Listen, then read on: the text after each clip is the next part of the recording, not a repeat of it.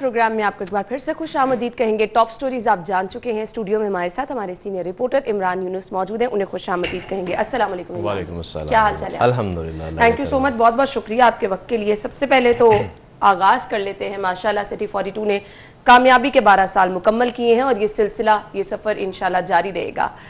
आप भी काफ़ी देर से इस इदारे से मुंसलिक हैं, बल्कि मैं अगर कहूँ कि वो लोग जो कि बिल्कुल स्टार्ट में ज्वाइनिंग देने वालों में से थे, उनमें से आप एक हैं। कैसा लगता है जब हर जगह सिर्फ और सिर्फ सिटी 42 की बात हो रही होती है, हर घर में सिटी 42 लगा होता है? देखिए जी, ये तो मैं तो ये कहूँगा कि मेरी खुशकिस्मती है कि मैंने सहाफ़त का आगाज़ जो है वो इस इदारे से किया। और थोड़ी सी अगर मैं माजी में जाऊँ तो जब मैंने इस इदारे में आया तो मैंने जो लोग हमारे साथ इस इदारे में आए, आप यकीन जाने आज मतलब इस इदारे ने बहुत बहुत बड़े नाम पैदा किए हैं। मीडिया इंडस्ट्री में जितने बड़े नाम देखें, एंकरिंग के हवाले से देखें, रिपोर्टिंग के हवाले से देखें, प्रोडक्शन के हवाले से देखें, तो इस इदारे से ही ट्रेनिंग लेकर या इसी इदारे में काम करके फिर उन्होंने अपनी ज़िंदगी का सफ़र आगे अगर हम देखें तो बहुत कम नाम ऐसे हैं जिन्हें ट्रेनिंग इंस्टीट्यूशन कहा जाता है, और ये सेरा सिटी 42 के सर जाता है, क्योंकि यहाँ से बहुत बहुत बड़े नाम हम देख रहे हैं कि डिफरेंट चैनल्स पे बैठे हुए माशाल्लाह बहुत अच्छा काम भी कर रहे हैं। मैस कम्युनिकेशन में जब भी कोई बैच निकलता था तो उसकी पहली प्रायोरिटी जो है वो सिटी न्यूज़ नेटवर्क जो है वो होता था कि हम वहाँ पर जाएं, क्योंकि यहाँ पर सीखने के लिए बहुत कुछ था और सिखाने वाले नाम भी बड़े बड़े थे। मीडिया इंडस्ट्री के जितने बड़े लोग हैं वो तमाम इस इदारे के साथ वाबस्ता रहे हैं। उसके बाद फिर वो आगे मुख्तलिफ ऑर्गेनाइजेशंस में गए हैं, तो यहाँ पर सीखने के लिए बहुत कुछ था। और अल्हम्दुलिल्लाह मेरी खुशकिस्मती है कि मैं इस इदारे के साथ वाबस्ता था। और आपने बात की कि कैसा लगता है, बिल्कुल तकरीबन 12 साल का अरसा जो है मुझे भी इस इदारे के साथ हो चुका है, तो बिल्कुल घर जैसा माहौल जो है वो हमें यहाँ पर मिलता है और घर जैसी खुशी जो है वो ही होती है। अच्छा, एक सवाल जिसका मुझे बहुत ज़्यादा सामना रहता है, मुझे लगता है आपको भी बहुत सारे लोग ये पूछते होंगे कि इतना लंबा टाइम एक ही चैनल में कैसे? इसका सम टाइम जवाब देना मेरे लिए मुश्किल हो जाता है, क्योंकि मैं सबको इस चीज़ का एक ही जवाब देती हूँ। फर्स्ट, एक तो मैं बाय चॉइस हूँ, दूसरा कि सबसे ज़्यादा आपके लिए अहम चीज़ होती है कि आपको माहौल कैसा मिला है। अब घर जैसा बिल्कुल माहौल हो तो मेरे ख्याल से आपको कहीं और जाने की ज़रूरत ही नहीं होती है। अन्ना देखें, नो डाउट रोज़गार हासिल करने के लिए हर शख्स जो है वो कोशिश करता है। ठीक है, आपको एक अच्छी जगह एक अच्छा रोज़गार जो है वो मिल रहा है, लेकिन उसके साथ साथ आपको एक और चीज़ की ज़रूरत होती है और वो होती है इज्जत की, वो होती है आपकी मेहनत के तराफ की। अल्हम्दुलिल्लाह हमारे इस इदारे ने, तमाम लोगों को पता, जो लोग देखते हैं, कि हमारा इदारा हर साल जो है वो अपने एम्प्लॉयज़ की खिदमात के लिए एक तकरीब का इनेकाद जो है वो करता है, जहाँ पर सालाना तौर पर उनकी खिदमात का एतराफ़ जो है वो किया जाता है। उन्हें शील्ड्स पेश की जाती हैं, उन्हें इनामात जो हैं वो दिए जाते हैं, चाहे अच्छा वो तो सब देखते हैं, लेकिन इसके अलावा भी हमारी एक रिवायत है कि जो हमारा रिपोर्टर, जो हमारा कैमरामैन, जो हमारा एंकर अच्छा काम करता है उसके लिए कैश प्राइस भी रखा जाता है। और एम्प्लॉय की खुशियों में हमारा इदारा जो है वो बढ़ चढ़ कर हिस्सा लेता है। स्पेशली सालगिरह का मौका हो तो बाकायदा तौर पर ऑफिस में जो है वो उसका एहतमाम जो है वो किया जाता है। और सबसे बड़ी खुशी की बात ये होती है कि जब आपकी बर्थडे सेलिब्रेशंस में तमाम ऑफिस के जो हेड्स हैं वो शामिल होते हैं। स्पेशली CEO हमारे मोहसिन रज़ा नकवी साहब, वो खुद इसका एहतमाम करते हैं और बाज़ का तो सरप्राइज़ देते हैं, तो वो बड़ी खुशी होती है जब इतना आपको स्पेशल फील कराया जाता है। तो बिल्कुल ऐसे ही। अच्छा, अब कल जिस तरह से हमने सालगिरह की तकरीब की, उसमें जितने हमारे एम्प्लॉयज़ थे माशाल्लाह सब इतने खुश नज़र आ रहे थे, और फीडबैक जिस तरह से आपको शहर से मिलता है, लोग अप्रिसिएशन जिस तरह से देते हैं। मैंने कल भी इस चीज़ का जिक्र किया था, मेरा नहीं ख्याल कोई मार्केट ऐसी हो जहाँ पे मैं गई हूँ और मैंने सिटी 42 लगा हुआ ना देखा हो, कोई घर ऐसा हो जहाँ पर मैंने सिटी 42 ना लगे। देखिए लाहौर के बारे में लोग हम जहाँ भी जाएँ लोग यही कहते हैं कि भाई सारा दिन हम अपने कारोबार में मसरूफ़ रहते हैं और उसके बाद जब हम घर जाते हैं और अगर हमने लाहौर के बारे में जानना है कि पूरा दिन लाहौर में क्या हुआ है, तो हम सिटी 42 जो है उसको देखते हैं। दूसरी बात ये रही कि जिस तरह कल बर्थडे सेलिब्रेशन थी ऑफिस में तो हुई, इसके साथ साथ खुशी की बात हमारे लिए ये भी थी कि लोग जो है वो हमसे इतनी मोहब्बत करते हैं कि लोगों ने खुद जो है वो सिटी 42 के केक जो है वो काटे। वटेवर हम लोगों ने उनकी कवरेज की है या नहीं, उन्हें इस चीज़ से कोई गर्ज नहीं था, सिर्फ उन्होंने दोस्तों को इकट्ठा किया, केक काटे और हमें तस्वीरें जो है वो ये भिजवाई कि भाई हम सिटी 42 की खुशियों में बराबर के शरीक हैं और हम अपने दफातर में, अपने घरों में, अपनी मार्केट्स में, अपने ऑफिस में जो है वो केक कटिंग सेरेमनी जो है वो सिटी 42 की कर रहे हैं, क्योंकि ये हमारा अपना चैनल है, लाहौरियों का अपना चैनल है। और लाहौरियों ने जब इसको अपना चैनल माना तो इस चैनल ने भी लाहौरियों को कहा कि वो शहर की आवाज़ जो है वो इसी तरह से बने रहेंगे और आपके खुशी गम हर चीज़ में जो है इसी तरह से शरीक रहेंगे और आप तक मुस्तनद खबरें पहुंचाते रहेंगे। खैर, बहुत बहुत शुक्रिया लाहौरियों का, बहुत बहुत शुक्रिया उन सब लोगों का जिन्होंने सिटी 42 को माशाल्लाह एक तनावर दरख्त बना दिया है। हमने देखा कि सिटी 42 से आगाज़ हुआ और माशाल्लाह माशाल्लाह चैनल। ब्रेक के बाद आपको एक बार फिर से खुशामदीद कहेंगे। जिंदा दिलाने लाहौर ने समा बांध दिया मॉल रोड पर और फिर दूसरी जितनी शहर की अहम शाहराएं हैं वहाँ पर हमने देखा कि खूब लाइट्स लगा के सजाया भी गया और फिर लाहौरियों के आगे बंद बांधना मुश्किल हो जाता है। इमरान भाई क्या कहेंगे, आपने तो 14 अगस्त की रात से कवरेज भी करना शुरू की, कल का सारा दिन भी आपने कवर किया, क्या मनाजिर आपने देखे?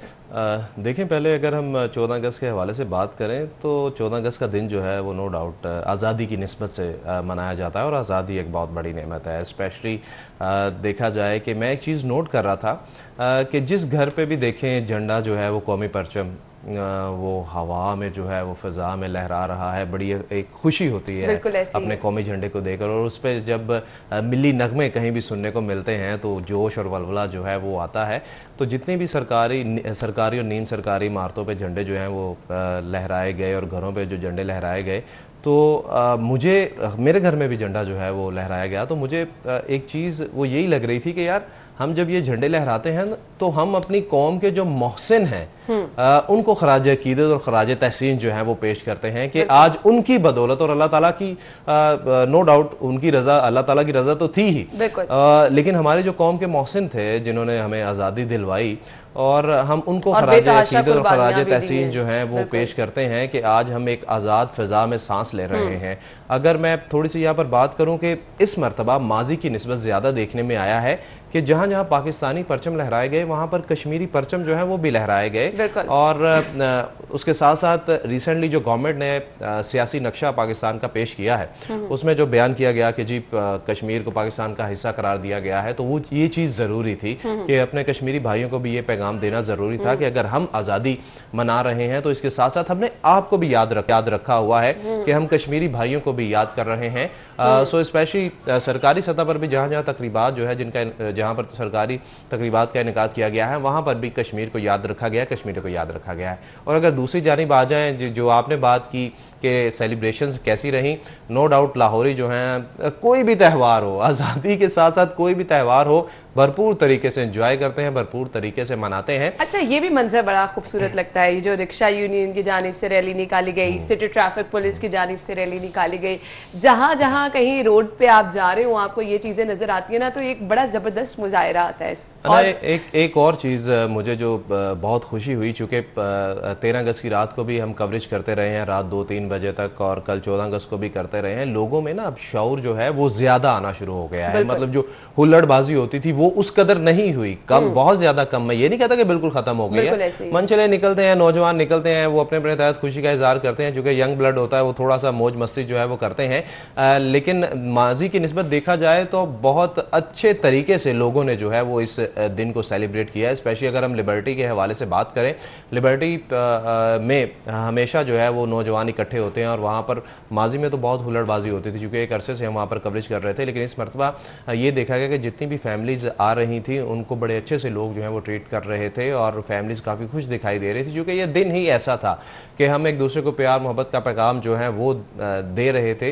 तो ये चीज़ें देखकर मुझे बहुत खुशी हुई कि लोगों ने बहुत अच्छे तरीके से इस दिन को मनाया। ऐसे ही है, और लोगों ने बहुत अच्छे तरीके से तो मनाया ही मनाया। आपने कहा कि कुछ हमने देखा कि लोगों में डिसिप्लिन भी था, लेकिन अगली खबर मैं जाना चाहूंगी, ये जो वन व्हीलिंग है ना, ये बहुत नुकसानदेह है। बिल्कुल, हमने बात की कि कुछ लोग वाकई ऐसे हैं जो कि अपनी जिम्मेदारी समझना भी शुरू हुए हैं, लोगों में शौर भी बेदार हुआ है, लेकिन इन वन व्हीलर्स का क्या करें?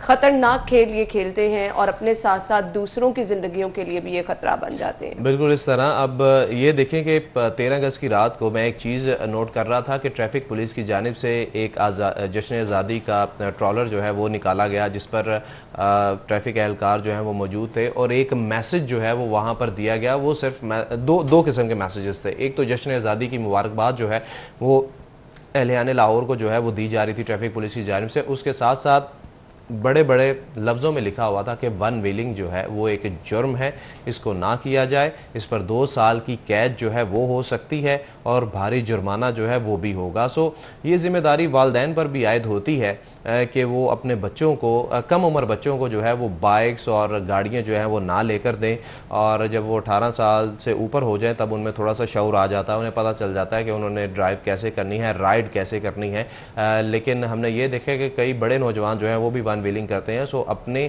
और लोगों की जानों का ख्याल करें। दूसरी जानिब यहाँ पर है ना, मैं थोड़ी सी बात ज़रूर करना चाहूँगा कि हमारे हुकूमत के हवाले से अगर मैं बात करूँगा, हुकूमत ने नौजवानों की इंटरटेनमेंट के लिए कुछ ऐसी जगह बनाई ही नहीं जहां पर नौजवान जो हैं वो जाकर अपनी सलाहियतें जो हैं वो दिखा सके। अब मैं ये नहीं कहता कि वन व्हीलिंग जो है ये एक बहुत अच्छी चीज़ है, बहुत बड़ी सलाहियत है कि शायद जो किसी किसी में है। मैं सिर्फ ये कहना चाहता हूँ कि ऐसे स्टेडियम क्यों नहीं बना दिए जाते जहाँ पर नौजवान जो है जाकर अगर ऐसे करतब दिखाने तो वहाँ पर जाकर दिखाएं, वहाँ पर लोग जो हैं वो उन्हें जाकर देख लें, एक ग्राउंड के अंदर वो ऐसी सूरत है। इमरान भाई, यहाँ पे एक और चीज़ जिसकी हौसला शिकने की ज़रूरत है वो ये कि जो घरों में लोगों ने आतिशबाजी की है, लोगों ने घरों में फायरिंग की है, इससे भी बहुत ज़्यादा नुकसान होते हैं। तो ये वो चीज़ें मेंशन करने का मकसद ये है, ये वन व्हीलिंग दिखाने का मकसद ये है कि इन चीज़ों की हौसला शिकनी की जाए। वो पेरेंट्स जिनको भी नहीं कि उनके बच्चे अगर घर से निकल रहे हैं तो वो वन व्हीलिंग कर रहे हैं, इसी तरह आतिशबाजी और फायरिंग से भी लोगों का नुकसान होता है। अगर इस चीज़ पर पाबंदी लगाई गई है तो ऑब्वियसली इसका कोई ना कोई नुकसान है जिसकी वजह से पाबंदी लगाई गई है। तो इस चीज़ की पाबंदी को हम सब ने मिलकर यकीनी बनाना है। ब्रेक लेंगे, ब्रेक के बाद आपको ज्वाइन करते हैं। के बाद आपको एक बार फिर से खुशामदीद कहेंगे और हम बात करें कल लोगों ने जिस तरह से आज़ादी का जश्न मनाया, सड़कों पर हमें लोगों का रश नज़र आया और इसके साथ साथ हमने देखा कि तकारीब का भी इनेकाद किया गया। लेकिन एक चीज़ जो कि वाकई ख़तरनाक है वो है कोरोना, जिसके केसेस हमें कहीं ना कहीं कम तो नज़र आ रहे हैं लेकिन हम उसको बिल्कुल भी नज़रअंदाज नहीं कर सकते। 59 नए मरीज सामने आए हैं और एक शख्स जाँ बहक भी हुआ है कोरोना की वजह से। क्या कहेंगे इमरान भाई? देखिए ना, शहरियों को तो पहले ये चीज़ मालूम होनी चाहिए कि सिर्फ लाहौर में कोरोना से जो अमवात हुई हैं वो 836 के करीब हैं और जो केसेस सामने आए उनकी तादाद अब 48,000 से ज़्यादा हो चुकी है।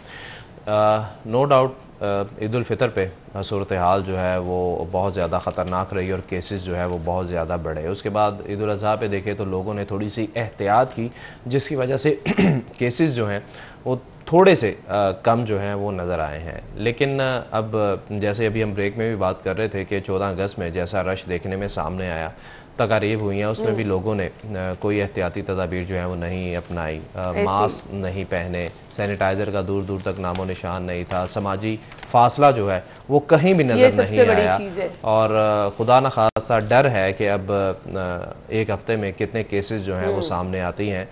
ये तो है, लेकिन लोगों को इस चीज़ का इदराक करना होगा, ख्याल करना होगा कि अगर आपने बिल्कुल कोरोना से छुटकारा हासिल करना है तो आपने अपने तहत कोशिशें जो हैं वो करनी है। गवर्नमेंट ठीक है वो जो भी कर रही है, आगाही फैला रही है ना, जहाँ तक गवर्नमेंट ने किया आपको घरों तक महसूस रखने के लिए लॉकडाउन भी किया, स्मार्ट लॉकडाउन भी किया, फिर अब जब सब चीज़ें खोल दी गई हैं, निज़ाम ज़िंदगी बहाल कर दिया गया है, तो अब तो शहरियों की रिस्पॉन्सिबिलिटी रह गई है। अब देखें ना, मार्केटों में भी देखें जितना रश नज़र आता है तो कहीं भी ये नहीं लगता कि लोगों को कोरोना का डर खौफ जो है वो मौजूद है। बिल्कुल नहीं लगता। क्योंकि हम लोग तो जब भी मार्केट में जाते हैं स्पेशली रश वाली जगह पे तो हमें इस चीज़ का ख्याल रखना पड़ता है, हम मास्क भी यूज़ करते हैं और लोगों को भी हम आगाह करते हैं, रिक्वेस्ट भी करते हैं। हालांकि लोग जो हैं वो एहतियात नहीं कर रहे उस तरह जिस तरह करनी चाहिए थी।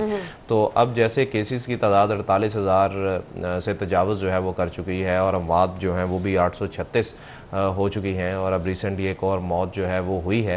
तो इस चीज़ का इदराक करना होगा शहरियों को सूरत हाल का कि ठीक है आप अभी भी कोशिश करें तो इसको मुकम्मल। अच्छा, हमारे यहाँ बहुत बड़ी तादाद में लोग ऐसे हैं जो कि मुझे वाकई ना डर लगते हैं। आप पोलियो के केसेस देख लें बढ़े हैं, डेंगू का खतरा बढ़ता चला जा रहा है और कोरोना को तो अब लोग वैसे ही समझ रहे हैं कि मुकम्मल ख़त्म हो चुका है। ये चीज़ लोगों को बताना बहुत ज़्यादा ज़रूरी है कि अभी हम मुकम्मल तौर पर जो है इससे बाहर नहीं निकले हैं और अगर निकल भी जाते हैं तो हमें अपना लाइफस्टाइल अब चेंज करना है, एक्चुअली चेंज करना है। बिल्कुल, देखें आप सही बात कर रहे हैं कि अभी भी कुछ ऐसे लोग हैं जो कहते हैं कि अल्लाह वारिस, ये एक लफ्ज़ बोल के वो सारा कुछ रब पे डाल देते हैं और ख़ुद वो मार्केट्स में जा रहे हैं, रश में जा रहे हैं और कोई SOPs का ख्याल जो है वो नहीं कर रहे। ठीक है अल्लाह वारस तो है, लेकिन आप भी तो कुछ करें ना। रब भी तो कहता है ना, आप हिला करो मैं वसीला करता हूँ ना। तो आप एहतियात करेंगे तो आप बीमारी से बच सकेंगे।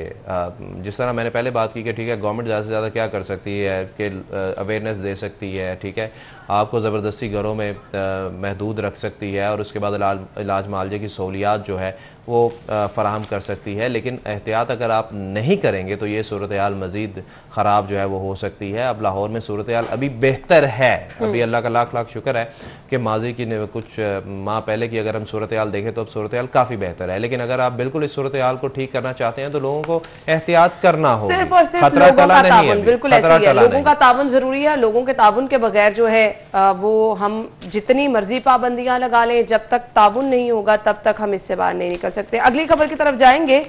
अगली खबर हमारे पास है, मरियम नवाज ने नैब पर पथराव करके अपनी जमीनों से तवज्जो हटाई। शेख रशीद की जानिब से ये कहा गया है और वो कहते हैं बुजदार कहीं नहीं जा रहे हैं।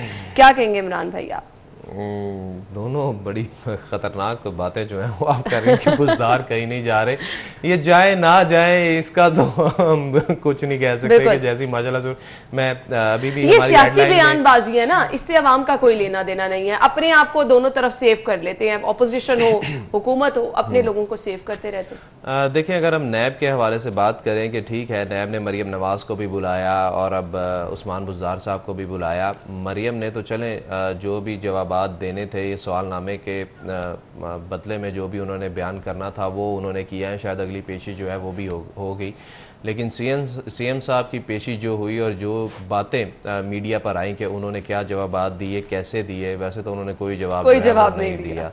तो ये सूरत हाल ये जवाब सबसे अच्छा होता है कि मुझे नहीं पता। हाँ मुझे नहीं पता। और अगर ऐसी देखें कुछ खराबी हो तो ऐसी सूरत हाल जो है वो सामने आती है। और जहाँ तक मुझे लगता है कि शायद सीएम साहब जो हैं वो अगली पेशी में धर लिए जाएंगे, क्योंकि अगर आपने कोई परमिशन दी है या आप किसी चीज़ में इन्वॉल्व हैं तो आपको बताना तो पड़ेगा कि आप किस हद तक इन्वॉल्व रहे हैं। आया कि आपने कुछ किया है या आपका निचले जो मातहत अमला है, मातहत अफसरान है, उन्होंने कुछ किया है, जवाब तो आपको देना पड़ेगा। जब आप एहतसाब की बात करते हैं, सबके लिए एक जैसा एहतसाब जो है वो देना करना है, तो फिर आपको भी एहतसाब के लिए वैसे ही उसका सामना जो है वो करना चाहिए। तो वैसे तो ये बहुत बड़ा बवेला हुआ कि जी देखें जी हमारी अपोजिशन को बुला रहे हैं तो अब हुकूमत को भी बुलाना शुरू कर दिया है। तो ठीक है हुकूमत जवाब दे ना, अब जवाब बिल्कुल हुकूमत को जवाब तो देना होगा। इमरान भाई एक और चीज इसमें मैं ऐड करना चाह रही हूँ, वक्त हमारे पास कम है। स्टॉक मार्केट में तेजी आ गई। हुकूमत के 3 साल मुकम्मल होने पर मुल्क मौशी तौर पर मजबूत हो जाएगा। शेख रशीद साहब ये कह रहे हैं, ऐसा नजर आ रहा है आपको? देखें जी ये तो बयानात हैं, मिनिस्टर साहब तो ये बयान दे के जो है वो निकल जाएंगे। बाकी मिनिस्टर भी यही तो बयान दे रहे हैं कि ये होगा, ये करेंगे, 3 साल मुकम्मल होने पे ये होगा। जो मुल्क की माशी सूरत हाल है, कोरोना को छोड़ के, अगर हम कोरोना को छोड़ के मुल्क की माशी सूरत हाल की तरफ जाएं तो वो बिल्कुल बर्बाद हुई पड़ी है। कारोबार आपका तबाह हुआ पड़ा है। चीज का मलबा कोरोना पे डालना है। मैंने इसीलिए कहा कि उसको छोड़ के बताएंगे इनकी माशी पॉलिसियां जो है वो कैसी रही, कितना का बिजनेस जो है वो आया, कितने के इन्वेस्टर जो है वो आए, हर चीज को। चलिए वो तो जो हुआ, अब हालात बेहतर होने के बाद हमें कोई प्लानिंग भी नजर नहीं आ रही है कि हम किसी बेहतरी की तरफ इनके पास अब पहले से ही अल्हम्दुलिल्लाह कोई प्लान नहीं था। प्लानिंग का फुकदान है इनके पास। हर चीज को आप पब्लिक प्राइवेट पार्टनरशिप के तहत चलाने की कोशिश कर रहे हैं और तमाम तर इदारे जो हैं उनका बुरा हाल हुआ पड़ा है। कैसे मुआशी तौर पर मजबूत होगा ये तो समझ से बाहर चीजें हैं। Thank you so much Imran भाई, बहुत बहुत शुक्रिया। नाज़रीन ब्रेक लेंगे, आप न्यूज हेडलाइंस जानिए। हम शो में दोबारा हाजिर होंगे, हमारे साथ रहिएगा। और ब्रेक से पहले हमने बात की कि किस तरह से कल जश्न आज़ादी शायाने शान तरीके से मनाया गया। पूरी कौम ने 74वां यौम आज़ादी जो है उसको भरपूर अंदाज में मनाया। लेकिन हमने जश्न आज़ादी तो मना लिया, अब हमने ये देखना है कि हमने अपना मुल्क किन कुर्बानियों से हासिल किया था, जो कीमत हमने चुकाई, आज तक चुका रहे हैं। आया हम उसके असल मतलब को समझ भी रहे हैं या फिर नहीं समझ रहे, और अगर नहीं समझ रहे तो उसकी वजह क्या है? जो कुर्बानियाँ हमारे बड़ों ने दी, आज हम उन्हें उस तरह से याद भी रखे हुए हैं या नहीं याद रखे हुए? असल मकसद आज़ादी का क्या है, ये जानना बहुत ज़्यादा ज़रूरी है। और ये हम तभी जान सकते हैं जब हम ये जानेंगे कि हमारे बड़ों ने क्या क्या कुर्बानियाँ देकर ये मुल्क हासिल किया है। तो कुछ इन कुर्बानियों पर यही हम बात करने वाले हैं। स्टूडियो में हमारे साथ हमारे जो मेहमान मौजूद है उनका तारुफ मैं आपके साथ कराना चाहूँगी। हमारे मेहमान जिन्होंने हमें ज्वाइन किया है, lieutenant colonel retired general Talat Zia Raja sahab मौजूद हैं, जो कि डिफेंस एनालिस्ट भी हैं, ISPR में, उन्हें खुशामदीद कहेंगे। अस्सलाम वालेकुम। अस्सलाम वालेकुम जी, क्या हाल शुक्रिया चाल है जी, आपका? बिल्कुल ठीक ठाक। आपका भी बहुत बहुत शुक्रिया, आपने अपना कीमती वक्त हमारे साथ शेयर किया है। सबसे पहले तो जश्न आज़ादी मुबारक जी आप सबको। कैसा लगता है आज़ाद फिजाओं में सांस लेना? जो आज़ादी की खुशबू है वो उसकी कोई कीमत नहीं है, और जिस तरह अभी आप बात कर रही थी, ये हम सबको, हमारी जनरेशन को समझने की ज़रूरत है कि इसकी कीमत हमारे बड़ों ने कितनी मेहनत से अपने खून से दी है। 74 साल हो गए आज़ादी को, माशाल्लाह माशाल्लाह, और वो खुशबू जो है हमेशा एक नई तरीके से हमें जो है वो पनपती नजर आती है। हमारे नौजवान हमेशा एक नए जज्बे के साथ सामने आते हैं। क्या समझते हैं आप, हम उस जज्बे को सही इंसाफ कर रहे हैं जो होना चाहिए जज्बा? देखें, जहाँ तक जज्बात का ताल्लुक है, मेरा ख्याल है कि अभी जो जनरेशन है वो उस चीज़ को समझती भी है और उस जज्बे का ख्याल भी रखती है और प्रायोरिटाइज़ करती है। लेकिन सिर्फ जज्बात से ये काम नहीं चलेगा जब तक कि हम कश्मीरी कॉज को समझेंगे नहीं, उसके ऊपर फोकस नहीं करेंगे, उसकी आवाज़ यूनाइटेड नेशन और आपने बहुत ज़बरदस्त तलत साहब ये बात की है, जब हमारे पास कंपैरिजन करने के लिए होती है ना चीज़, हम अपने कश्मीरी भाइयों पे देख रहे हैं किस तरह से जुल्म हो रहे हैं, तब हमें अंदाज़ा भी होगा कि हम कितने ब्लेस्ड हैं कि हम आज़ाद मुल्क में हैं। अपने कश्मीरी भाइयों के लिए अब हमें आवाज़ बुलंद करनी है। कहीं ना कहीं नौजवान जिस चीज़ को स्किप कर जाते हैं ना, कि आज़ादी का असल मतलब उन्हें नहीं पता, तो जब हम कश्मीर की तस्वीर देखते हैं तो हम अल्लाह ताला का शुक्र भी अदा करते हैं और ये जज्बा लेके आगे बढ़ते हैं कि अब हमें अपने कश्मीरी भाइयों का साथ देना है। जी आप बिल्कुल ठीक कह रही हैं, और इसके लिए हमें पीछे जाना पड़ेगा 12वीं सदी में, जब शामी डायनेस्टी थी और मुसलमानों का राज था और रूल था।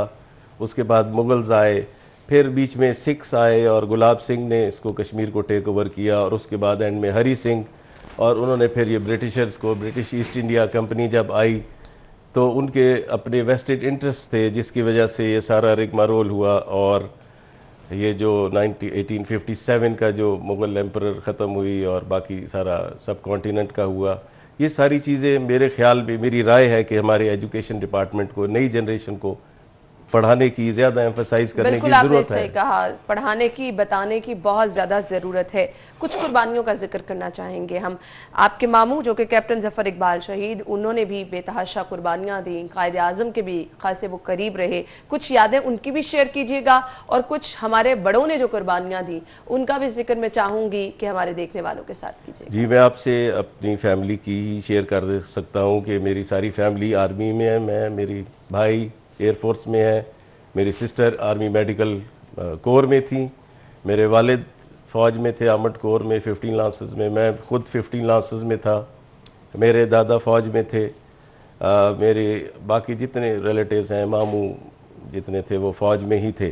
कैप्टन ज़फ़र इकबाल शहीद 6 पंजाब काइड्स गार्ड के सपूत थे, और इनको शुरू से ही शौक़ था फ़ौज में जाने का। चूँकि हमारी आर्मी फैमिली थी इसलिए ये फ़ौज में गए, और ये कायद आज़म को इन्होंने गार्ड कमांडर के तौर पे रिसीव किया पेशावर में, जब 6 पंजाब रेजिमेंट थी, और उन्होंने गार्ड ऑफ ऑनर पेश की, जो कि एक शख्स के लिए बहुत एजाज़ है। ज़बरदस्त। और उसके बाद फिर कुछ ही महीनों के बाद ये कश्मीर में यूनिट गई, एक ब्रिगेड में हिस्सा लिया, जिसमें इनकी एक पोस्ट कैप्चर की जो कि पैरामिड पोस्ट कहलाती है, और उसमें इन्होंने जाम शहादत नोश की, और एक तोहफ़ा एक इंडियन पोस्ट कैप्चर करके पाकिस्तान को 14 अगस्त 1948 अच्छा, जाम शहादत नोश की, और इस चीज़ को जिस तरह से आप फ़ख्र से बयान कर रहे हैं, मेरे ख्याल से आपकी पूरी फैमिली इस चीज़ पे बहुत ज़्यादा प्राउड फील करती होगी। मेरी पूरी फैमिली इस पे बहुत प्राइड फील करती है, और मैंने सबसे शेयर किया मामू के, हमारे लिए तो एक खुशी भी थी, अफसोस भी था कि मामू की शहादत हुई 14 अगस्त को, लेकिन उनके मेडल्स में लाया था। उनके मेडल्स को देख के, या जो एक फ़ौजी के मेडल्स होते हैं, मेरा ख्याल है उससे कीमती जेवर उसको कहीं पे भी नहीं नज़र आता। सही कहा आपने। तो हम सब बहुत फ़ख्र महसूस करते हैं कि हमारे पास शहीद हैं। मेरे ब्रदर इन लॉ सोमालिया में शहीद हुए, सितारा जुलत मेजर तारिक शरीफ मलिक, उन्होंने भी जान दी, वो भी इसी रेजिमेंट के 6 पंजाब के थे। तो 6 पंजाब एक बड़ी मायनाज यूनिट है, इसीलिए इसको कायद गार्ड का नाम भी दिया गया। और इसी तरह सारी रेजिमेंट्स सही। अच्छा, आपके वलवले मामू से कायद भरपूर आजम है। के खासे करीब हमने देखा। अच्छा, मुझे बताइएगा कुछ ऐसी चीजें जो आपके मामू वक्तन फवक्तन शेयर करते रहते हो कायद आजम की पर्सनालिटी के हवाले से, फिर ये जो हमारी आज़ादी की जिद्दोजहद थी इसकी कुछ चीजें अगर उन्होंने शेयर की हुआ आपसे। जी, वो शुरू से ही इंटरेस्टेड थे, वो पोइट भी थे, ड्रामाज में भी हिस्सा लेते थे। तो वो मेरी मदर को बताते थे कि जी ये कायद आज़म जो हैं वो एक अच्छे लीडर हैं और हमारे मुल्क को आगे लेके जाएंगे। वो उन्होंने इंडियन मिलिट्री एकेडमी से चूँकि कमीशन लिया था, सो इंडिया का भी उनको जबलपुर में पैदा हुए, तो वो सारी सिनेरियो उनको मालूम था और वो जलवे से भरपूर थे कि वो इसको मुल्क को आगे लेकर चलें। और उनको वॉलंटियर बार बार करते थे कि मुझे किसी महाज पर भेजें जहाँ पे कश्मीर के लिए वो कुछ कर सके। सही। अच्छा, कायद आज़म की जानिब से कहा गया कश्मीर पाकिस्तान की शहरग है। अब हमें कश्मीर के लिए भी, आप खुद भी माशाल्लाह से बिलोंग करते हैं कश्मीर से, तो ये जो जिद्दोजहद हम कश्मीर के लिए कर रहे हैं, कितना आप इससे सेटिस्फाइड हैं? आज जैसा कि कश्मीर में योम सियाह भी मनाया जा रहा है, तो क्या कहेंगे आप? देखें जी, बहैसियत कश्मीरी हम अपनी वॉइस हर जगह रेज करते हैं, हमने जाने भी दी। मेरा ताल्लुक मेंबर के करीब एक गांव पंजेड़ी है उससे है, और हमारे बहुत सारे आबा व अजदाद ने इसके लिए कुर्बानियाँ दी। There is more to be done about Kashmir cause. United Nation में जिस तरह हमारे प्राइम मिनिस्टर ने अभी वॉइस किया, इसी तरह इसको फोकस करने की ज़रूरत है। मिनिस्ट्री ऑफ फॉरेन अफेयर्स को इसको करना चाहिए। जिस तरह अरब्स पैलेस्टाइन की बात करते हैं, इस तरह हमारा नेशनल इंटरेस्ट कश्मीर है। हमें उसी जोर से, उसी वलवले से, उसी जोश से इसकी वॉइस करते रहना चाहिए। हमें सबसे पहले अपनी पब्लिक को एम्पावर करना चाहिए, हमें अपना घर ठीक करना चाहिए। उसके बाद हमें चाहिए कि कश्मीर कॉज के ऊपर यूनाइटेड नेशंस को जगाएं, उसको बार बार बताएं। ये सारी गलतियां रेड क्लिफ अवार्ड की हैं, लॉर्ड माउंटबेटन है, जनरल ग्रेसी है, इन सब ने साइड लिया उस वक्त पार्टीशन में इंडिया का। तो हमारी आज़ादी तो मुकम्मल है लेकिन अंडर प्रोटेस्ट है। Kashmir was Muslim majority, 77% of Muslims were there in India, in Kashmir in 1941. सही। So we deserve it, इसमें कोई वो दो राय नहीं है। बिल्ला शुबा, ये तो हक है आपका। आपने बुक लिखी है फ़ख्र कश्मीर, मुझे इस बुक के बारे में बताइएगा, क्या क्या इस बुक में आपने मेंशन किया है? ये फ़ख्र कश्मीर एक टाइटल था जो मेरे मामू कैप्टन ज़फ़र इकबाल को शहादत के बाद दिया गया। चूँकि उस वक्त पार्टीशन हुआ था तो उस वक्त मेडल्स और ये अवार्ड्स नहीं थे, तो उनके वालिद को फिर 1956 में फील्ड मार्शल अयूब ने हिलाल जुरत दिया था।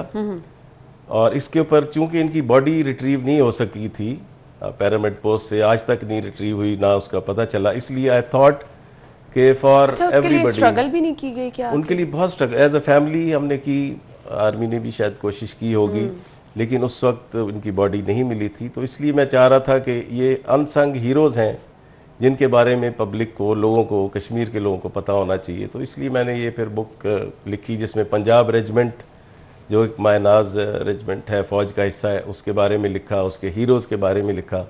उस वक्त जो 100 ब्रिगेड 25 ब्रिगेड ने कश्मीर में हिस्सा लिया उसके बारे में लिखा कि वो कैसे उन्होंने काम पूरी। सिलसिला आगे बढ़ाएंगे, हमारे मेहमान हमारे साथ मौजूद हैं। मुझे बताइएगा, आपने 6 किताबें लिखी हैं, फ़ख्र कश्मीर के हवाले से हमने बात की, आपकी दीगर किताबों के उन्वान क्या हैं और ये किताब लिखने का आइडिया आपको कैसे आया? जी, मैंने बाकी 6 किताबें लिखी हैं। इसमें एक किताब लिखी थी ज़लज़ले पर, व्हेन द लैंड ट्रेम्बल्स, जो मैंने सन 2000 में लिखी थी, जबकि मेजर ज़लज़ला 2005 को आया था। बिल्कुल।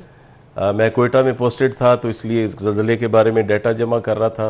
चूँकि मेरे बच्चों ने मुझसे पूछा कि बाबा ज़लज़ला कैसे आता है, सही। सो मैंने जब डाटा कलेक्ट किया तो बहुत कम डाटा था, सो आई कंपाइल्ड अ बुक, बहुत मेहनत की, सही, 1.5-2 साल में, और व्हेन द लैंड ट्रेम्बल्स के नाम से किताब लिखी। अच्छा। और इसी बुक लिखने की वजह से I served in prime minister secretariat when जब अर्थक्वेक आया, तो शौकत अजीज साहब ने, जनरल मुशर्रफ ने बुलवाया और मैंने जनरल फारूक के साथ, जो फेडरल रिलीफ कमिश्नर थे, उनसे के साथ काम किया। सही। और उसके बाद मैंने गवादर पर काम किया है, जब मैं कोयटा में था, कोर हेडक्वार्टर में जनरल तारिक परवेज़ के साथ और जनरल मुश्ताक के साथ। उन्होंने मुझे टास्क किया कि आप गवादर एक नया पोर्ट बन रहा है, उसको जाके देखें और उसको मॉनिटर करें। तो उस पर एक पहली किताब मैंने स्टैलियन ऑफ विंड के नाम से लिखी। सही, सही। और इसके अलावा मैंने रेजिमेंट की हिस्ट्री लिखी, 15 लांसेस की, और बलूच रेजिमेंट पे भी काम किया, नीदरलैंड ट्रेम्बल्स, और हेल्दी न्यूट्रिशन पर भी काम किया।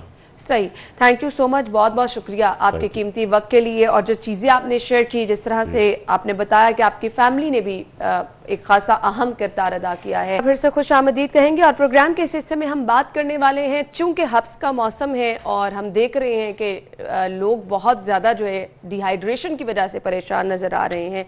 इस तरह का मौसम हो तो ये मसाइल हो जाते हैं। अब इन मसाइल से कैसे बच सकते हैं हम बात करेंगे। आयशा नासिर माहिर ग़िज़ायात हमारे साथ स्टूडियो में मौजूद है। अस्सलाम वालेकुम आयशा। वालेकुम अस्सलाम। क्या हाल चल है मैं आपके? बिल्कुल ठीक, आप कैसी हैं? बिल्कुल ठीक ठाक, लेकिन हमें बहुत सारी ऐसी शिकायत मौसूल होती हैं जिसकी वजह से हमें आपको बुलाना पड़ जाता है। डिहाइड्रेशन मौसम की वजह से एक बड़ा कॉज है जो जिसकी वजह से इस वक्त लोग परेशान हैं। डिहाइड्रेशन किस वजह से होती है? जब हम वैसे तो अना जब हम पानी के सिग्नल को इग्नोर कर रहे होते हैं, एक तो वो वजह बनती है। दूसरा, हम कभी कभी पानी बहुत पी रहे हैं, उसके साथ कोई गलती कर रहे हैं। फॉर एग्जांपल, जो लोग चाय का इस्तेमाल 10 से 12 कप दिन में कर रहे हैं, चाय डायूरेटिक है। चाय हो गई, कॉफी हो गई, 10 से 12 नहीं, मैं कम से कम 4 से 5 कप पी लेती हूँ रूटीन। मैंने ऐसे डॉक्टर स्पेशली देखे हैं जो 10 से 12 कप आराम से पी जाते हैं। सो उसमें होता क्या है कि चाय डायूरेटिक है, उसको पीने से, चाय हो गई या कॉफ़ी हो गई या ग्रीन टी हो गई, तीनों चीज़ें पीने से यूरिन ज़्यादा आता है। अब आप पानी तो 10-12 ग्लास पी रहे हो, उसके बदले आपका जो आउटपुट है वो 24-25 कप जो है वो पहुंच गया। सो उस हिसाब से आप या तो डिहाइड्रेशन की जो दूसरी वजह वो ये है कि आप कोई ना कोई गलती ऐसी कर रहे हो तो जिसकी वजह से डिहाइड्रेशन होती है। तीसरी वजह आती है सॉल्ट या स्पाइसेस का ज़रूरत से ज़्यादा इस्तेमाल। सो सॉल्ट एंड स्पाइसेस भी अगर आप ज़रूरत से ज़्यादा, और वो भी हमारे यहाँ तो बहुत ज़्यादा लोग करते हैं। बिल्कुल बिल्कुल, शुगर भी खाना बहुत ज़्यादा पसंद हमारे यहाँ तो जब तक वो मिर्च लगे ना हमें सुकून नहीं आता। सो शुगर का या सॉल्ट वगैरह का ज़रूरत से ज़्यादा इस्तेमाल भी डिहाइड्रेशन की बुनियादी वजह बन जाता है। अब हमने डिहाइड्रेशन को अवॉइड कैसे करना है? सबसे पहले तो हम अपना पानी का इंटेक बढ़ा दें। कई लोगों को पानी पीना याद नहीं रहता, मतलब पानी पीना याद नहीं रहता, तो उस केस में ये कर सकते हैं, नमाज से पहले 1 गिलास, नमाज के बाद 1 गिलास, आपके 10 गिलास उसी वक्त पूरे हो जाएंगे। बल्कि जो मेरे जैसे सुस्त लोग हैं उनकी अक्सर फजर मिस हो जाती है, तो फिर आपके 8 गिलास जो हैं वो हो जाएंगे। ज़ाहिर है जब फजर कज़ा करें तो उसके साथ 2 गिलास फिर पी लिया करें। अच्छा, इसके अलावा सिर्फ आपने पानी नहीं पीते रहना, आपने जो गलती मैंने बताई कि आपने चाय और कॉफ़ी का इस्तेमाल सिर्फ 2 से 4 कप के दरमियान करना है, इससे ज़्यादा आपने चाय कॉफ़ी इस्तेमाल नहीं करनी। नमक का इस्तेमाल थोड़ा सा रिस्ट्रिक्ट करें, शुगर का इस्तेमाल थोड़ा रिस्ट्रिक्ट करें।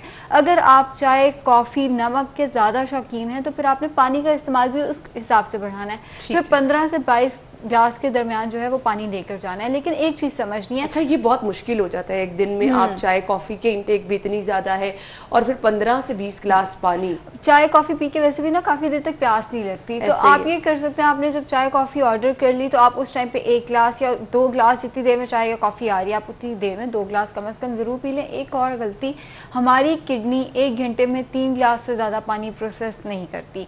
अब हम क्या करते हैं, हमने 1.5 लीटर की बॉटल पास रखी, सुबह उठते फजर की नमाज पढ़ते हमने 1.5 लीटर पानी पी लिया, वो किडनी प्रोसेस ही नहीं कर सकती। किडनी ने एक वक्त में 3 गिलास प्रोसेस करने हैं 1 घंटे के अंदर अंदर। तो आपने एक ही गो में बहुत ज़्यादा पानी नहीं पीना, आपने पानी को थोड़ा थोड़ा करके पिएंगे, किडनी उसको मैनेज कर सकेगी तो डिहाइड्रेशन नहीं होगी। अगर आपने उठते साथ ही, वो जो एक याद है ना, जब हम छोटे होते थे एक मिथ आई थी कि उठते साथ ही 8 गिलास पानी पियो, मुंह पे पिंपल्स नहीं बिल्कुल ऐसे ही है। वो आज तक लोग फॉलो कर रहे हैं। मेरे पास अक्सर लोग आते हैं वेट लॉस के लिए, एक्नी के लिए, बहुत सारी चीज़ों के लिए, आज तक वो खतरनाक है। इवन वेट लॉस करने के लिए बहुत सारे लोग ये कहते हैं कि नहार मुंह पानी पीना जो है बहुत ज्यादा जरूरी है। वो गलत है, नहार मुंह कभी पानी नहीं पीना बगैर न्यूट्रासूटिकल। सही, उठ के उसमें कोई ना कोई न्यूट्रासूटिकल जो आपकी मेडिकल हिस्ट्री के अकॉर्डिंग है, जैसे सिनेमन हो गया, क्लॉन्जी हो गया, कोई भी न्यूट्रासूटिकल आपने उसमें शामिल करना है, पहली बात। दूसरी बात, 8 गिलास उठते साथ ही या आपने एक ही गो में 8 गिलास पी लिए हैं, वो गलत है। जब मैं छोटी होती थी, मैं अपनी एक एग्जांपल देती हूँ, मुझे किसी ने कहा तुम्हारे बहुत ज़्यादा एक्नी है, तुमने 8 गिलास पानी पीने हैं। अब मुझे पूरा दिन याद नहीं आते थे, रात को सोने से पहले ना मैं एक दफ़ा बैठ जाया करती थी, पानी भर भर के 8 गिलास पी जाती होती थी। सो वो भी मैं तब गलत करती थी और आज मैं लोगों को बता रही हूँ। अच्छा, ये चीज़ आप ये बता रही हैं एक्नी के लिए, कुछ लोग जो अपना वेट लॉस करना चाह रहे होते हैं वो कहते हैं कि पानी का इस्तेमाल बहुत ज़्यादा, मुझे किसी ने कहा था कि आप पानी का इस्तेमाल पूरे दिन में जितना आप इस्तेमाल कर रही हैं उससे 4 गुना ज़्यादा कर दें। देखें, excess of everything is bad. अगर आप किडनी पे जोर डालते रहेंगे, शायद वो 1 महीना बर्दाश्त करेगी, 2 महीने बर्दाश्त करेगी, गुर्दे वीक हो जाएंगे। आपने ज़रूरत से ज़्यादा पानी का इस्तेमाल नहीं करना। घंटे में 3 गिलास, 1 घंटे के अंदर 3 गिलास। उससे ज़्यादा अगर आप पानी का इस्तेमाल करते हैं तो वो फिर आपके लिए डेंजरस हो जाएगा। हाँ, दिन के अंदर 8 से 12 गिलास आपके ज़रूरी हैं। और जो मैंने एहतियाती तदाबीर बताई कि अगर आप कॉफ़ी चाय का इस्तेमाल ज़रूरत से ज़्यादा कर रहे हैं, आप सॉल्ट का इस्तेमाल, स्पाइसेस का इस्तेमाल ज़रूरत से ज़्यादा कर रहे हैं, उसके साथ पानी का इंटेक खुद ब खुद बढ़ा दें। अब कुछ लोगों को पानी पीना पसंद नहीं होता। मैं यही कहने वाली थी, कुछ लोग कहते हैं कि एकदम से आप पानी पिए या फिर जितना पानी आप हमने हमारे दिन में ज़रूरी है हमने पीना है। लोग कहते हैं कि जी उनको इससे मसला होने लग जाता है, पीना पसंद नहीं होता। हाँ। वो फिर ये कर सकते हैं, वो उसको टेस्ट ऐड करना चाहते हैं, फ्लेवर्ड के तौर पे उसको ले सकते हैं। नींबू पानी बहुत अच्छी ऑप्शन है बगैर सॉल्ट एंड शुगर के। सॉल्ट एंड शुगर आ गया, बात फिर वही आ गई, वो तो सारा का सारा ज़ाया हो गया। या आप डिटॉक्स बना सकते हैं। अब डिटॉक्स की हज़ारों किस्में आप कोई भी इस्तेमाल कर सकते हैं, कोई मसला नहीं है। लेकिन मैं फिर भी बताती चलूँ, इनमें से कोई भी ड्रिंक, दुनिया की कोई भी ड्रिंक पानी का नेमोल बदल नहीं है। लेकिन जहाँ आपसे पानी बिल्कुल नहीं पिया जाता वहाँ आप ये कर सकते हैं, ऑल्टरनेट के तौर पर ऑप्शनल आप रख सकते हैं। डाल लें, लेमन डालें, जिंजर डालें, मिंट डालें, जो भी आपको डिटॉक्स के अंदर पसंद है आप वो डाल के एक फ्लेवर ऐड करके आप उसका इस्तेमाल कर सकते हैं। अगर आपको पानी पीना नहीं पसंद तो आप पानी को थोड़ा सा डाइट में ऐड कर लें। जैसे आप टमाटर का इस्तेमाल, खीरे बहुत अच्छे हैं, खीरों के अंदर वाटर कंटेंट बहुत हाई है। सो आप वो चीज़ें खाना शुरू कर दें जिनके अंदर वाटर कंटेंट हाई है। हमारे पास पूरा साल टमाटर भी अवेलेबल होता है, खीरा भी अवेलेबल होता है। फ्रूट्स बदलते रहते हैं, सब्जियाँ बाकी बदलती रहती हैं, टमाटर और खीरा जो है वो पूरा साल अवेलेबल है। आप उसका इस्तेमाल फिर ज़्यादा से ज़्यादा करें। सलाद के अंदर 3 से 5 कप खीरे या टमाटर का इस्तेमाल करें ताकि पानी की कमी को पूरा किया जा सके। सही, पानी की कमी को पूरा करने के लिए ऑल्टरनेट क्या है? अगर आप पानी नहीं पीना चाह रहे हैं तो वो चीज़ें भी बता दी आयशा ने जिससे आप पानी की कमी को पूरा कर सकते हैं। अच्छा, पानी की कमी को पूरा करने के चक्कर में ना हम जब ड्रिंक्स की ऑप्शन की तरफ जाते हैं तो हम मीठा इतना ज़्यादा उसमें लेना शुरू कर देते हैं।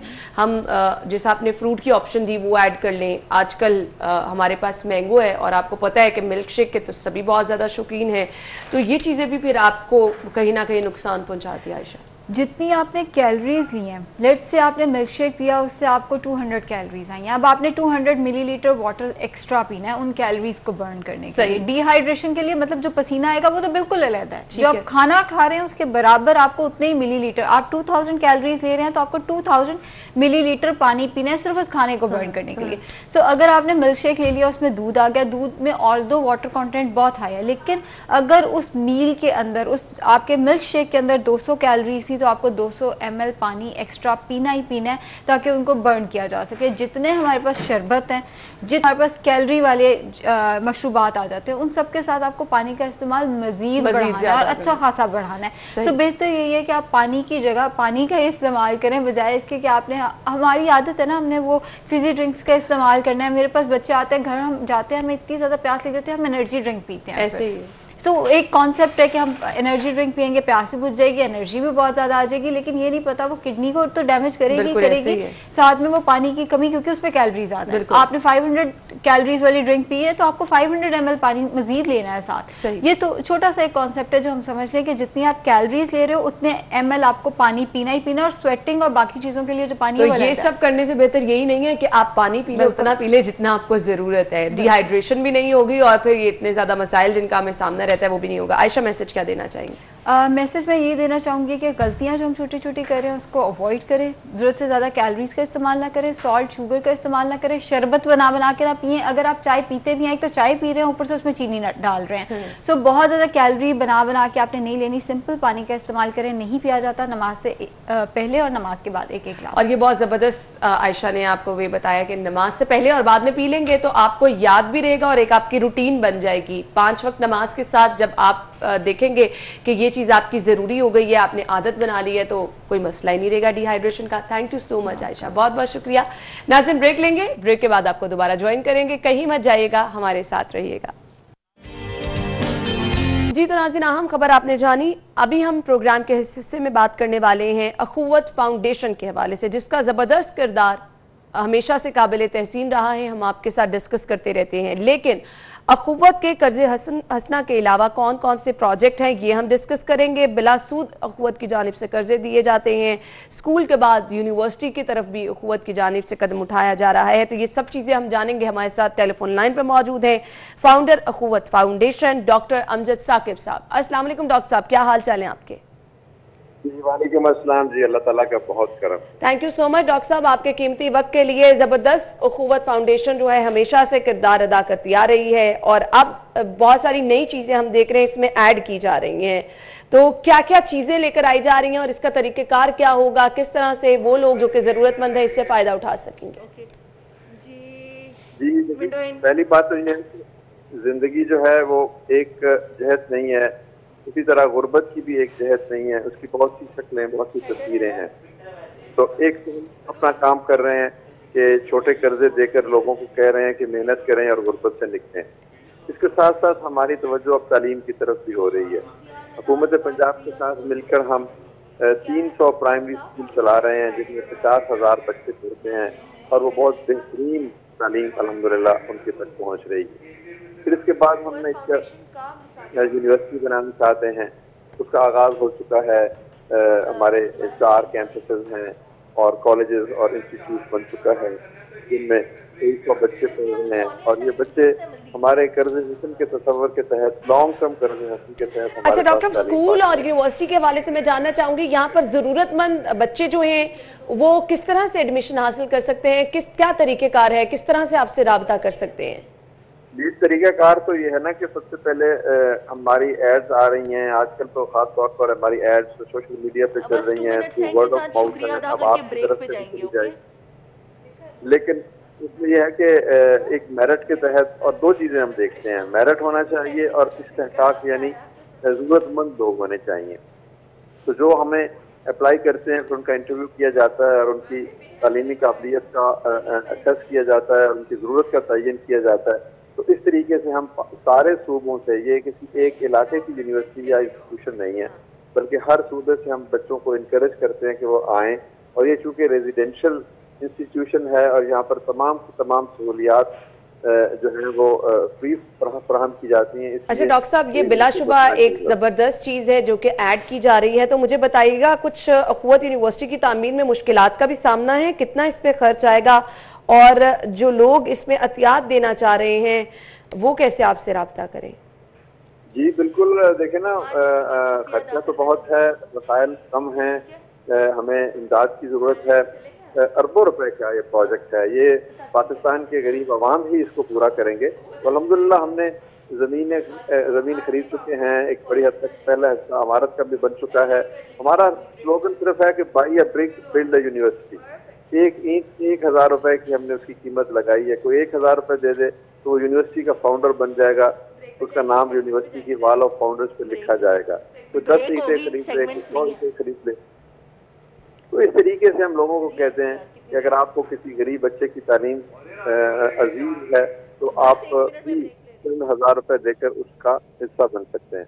तो ये तरीक़ाकार है और इसके तहत हमने अल्हम्दुलिल्लाह करोड़ों रुपए लोगों ने पेश किए और वो एक बड़े शफाफ निज़ाम के तहत इमारत अल्हम्दुलिल्लाह तामीर हो गई, बच्चे पढ़ रहे हैं। लेकिन ज़ाहिर है इसके लिए एक इंडोमेंट फंड या वक्त फंड बनाना है, उसमें वसअत देनी है, उसमें नए डिसिप्लिन लेकर आने हैं, उसका मेयार बुलंद करना है। तो इसलिए हमें आपकी मदद की ज़रूरत है, दोस्तों की मदद की ज़रूरत है। तो सब हम मिलजुल कर एक काम करेंगे तभी हम इस खूबसूरत मंजिल तक पहुँचेंगे जो पाकिस्तान की खुशहाली की और तरक्की की मंजिल। बिल्कुल आपने बजा फरमाया। Thank you so much doctor Amjad Saqib साहब और वो लोग जो कि देख रहे हैं। ब्रेक के बाद प्रोग्राम में आपको एक बार फिर से खुशामदीद कहेंगे और कोशिश ये कर रहे हैं कि मैक्सिमम इन्फॉर्मेशन आप तक पहुंचा सकें। डिहाइड्रेशन का मसला था वो भी आप तक पहुंचा दिया, किस तरह से उसको हल किया जा सकता है। और फिर डॉक्टर अमजद साकिब ने बहुत अच्छे तरीके से बताया कि जो इनिशिएटिव लिया जा रहा है वो उन लोगों के लिए लिया जा रहा है जो कि एक्चुअली इसके हकदार हैं, लेकिन बहुत सारे ऐसे लोग हैं जिनको नहीं पता। तो हमने अपने प्लेटफॉर्म से कोशिश ये की है कि लोगों को बता दें। और अब जो इन्फॉर्मेशन हम देने चाह रहे हैं वो हर घर में प्लानिंग हो रही होती है इस टाइम कि क्या बनाने जा रहे हैं। महंगाई के हवाले से अक्सर आपको बताते हैं चीज़ें महंगी हुई हैं, लेकिन आज ज़बरदस्त चीज़ ये है कि कुछ चीज़ें सस्ती भी हुई हैं। तो जान लेते हैं सबसे पहले हसन की जानिब जाके कि सब्जियाँ कौन कौन सी महंगी हैं, कौन सी सस्ती हैं। जी हसन, बताइएगा। बिल्कुल, शहर में अगर सब्जियों की कीमतों की बात की जाए तो कीमतों में कुछ सब्जियां ऐसी हैं कि जिनकी कीमतों में कमी ज़रूर नज़र आती है, लेकिन अगर सरकारी निरखनामे की बात की जाए तो सरकारी निरखनामे के मुताबिक शहर के किसी भी इलाके में कोई भी सब्ज़ी जो है वो फ़रोख्त नहीं की जा रही। अगर कीमतों की बात की जाए तो आज शहर के मुख्तलिफ इलाकों में टमाटर जो है वो 70 रुपये से लेकर 80 रुपये तक फ़रोख्त किए जा रहे हैं। टमाटरों की कीमतों में कमी ज़रूर देखी जा रही है, लेकिन सरकारी निरखनामे पर फ़रोख्त नहीं की जा रही। इसके साथ साथ प्याज जो है वो 50 से 60 रुपये में फ़रोख्त किए जा रहे हैं। आलू जो है वो 70 से 90 रुपये में फ़रोख्त किए जा रहे हैं। लहसुन जो चाइना का लहसुन अब आना शुरू हो गया तो वो 250 रुपये फ़ी किलो में फ़रोख्त किया जा रहा है, जबकि अदरक की कीमत में इजाफा देखा जा रहा है और अदरक 530 रुपये फ़ी किलो के हिसाब से फ़रोख्त किए जा रहा है। इसी तरह से अगर दीगर सब्जियों की कीमतों की बात की जाए तो उनमें भी कोई खातिर खा कमी नज़र नहीं आती। खासतौर पर अगर घिया कद्दू की कीमत की बात की जाए तो घिया कद्दू शहर के मुख्तलिफ इलाकों में 100 से 120 रुपये में फ़रोख्त किए जा रहे हैं। तोरी जो है वो 100 से 120 रुपये में फ़रोख्त की जा रही है। इस तरह से अगर बात की जाए लीमू की तो लीमू जो है वो शहर के मुख्तलिफ इलाकों में 150 रुपये फ़ी किलो तक फ़रोख्त किए जा रहे हैं। जबकि अगर सरकारी निरखनामे की बात की जाए तो सरकारी निरखनामे में 6 सब्जियां जो हैं वो गुज़िश्ता रोज़ की निस्बत आज महंगी कर दी गई हैं। इस वाले से शहरियों का यही कहना है कि हुकूमत को चाहिए कि वो अगर महंगाई कंट्रोल नहीं कर सकती तो कम अज़ कम अपने जारी करदा सरकारी निरखनामे के मुताबिक शहर भर में सब्जियों की फ़रोख्त को यकीनी बनाएं। जबकि दूसरी तरफ जो सब्जी फरोश है उनका यही कहना है कि जब तक मंडियों में। ठीक है, thank you so much Hasan, आप हमारे साथ मौजूद थे। सब्जियों की कीमतें आपने हमें बताई और चिकन रेट खासे कम देखे जा रहे हैं। जिंदा मुर्गी 103 और इसका बना हुआ गोश्त 149 में आपको मिलेगा। इसके बाद एग रेट्स क्या हैं वो भी मैं आपको बताती हूँ। सबसे पहले रिटेल प्राइस 124 रुपये दर्जन में आप अंडे खरीद सकते हैं। होलसेल से 122 रुपये दर्जन में और गोरमे से 123 रुपये दर्जन में आप अंडों की खरीदारी कर सकते हैं।